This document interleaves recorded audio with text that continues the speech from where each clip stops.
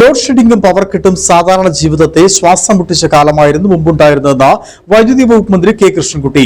അക്കാലത്ത് വൈദ്യുതി ബോർഡ് നഷ്ടത്തിന്റെ പര്യായമായിരുന്നു. എന്നാൽ LDF സർക്കാർ അധികാരമേറ്റതോടെ ഈ ചിത്രം മാറി. കഴിഞ്ഞ 10 വർഷമായി പവർ കട്ട് എന്ന വാക്ക് നമ്മൾ കേട്ടിട്ടില്ല. പ്രഖ്യാപനം മാത്രമല്ല, പ്രായോഗിക വികസനം എങ്ങനെ നടപ്പാക്കാമെന്ന് LDF സർക്കാർ കാണിച്ചു തരികയാണെന്നും വൈദ്യുതി വകുപ്പ് മന്ത്രി പറഞ്ഞു. ലോഡ് ഷെഡിംഗും പവർ കട്ടും സാധാരണ ജീവിതത്തിന്റെ ശ്വാസം മുട്ടിച്ച കാലം അന്നത് വൈദ്യുതി ബോർഡ് എന്നാൽ നഷ്ടത്തിന്റെ പര്യായമായിരുന്നു. എന്നാൽ LDF സർക്കാർ അധികാരമേറ്റതോടെ ആ ചിത്രം മാറി. കഴിഞ്ഞ 10 വർഷമായി കേരളത്തിൽ പവർ കട്ട് എന്ന വാക്ക് നമ്മൾ കേട്ടിട്ടില്ല.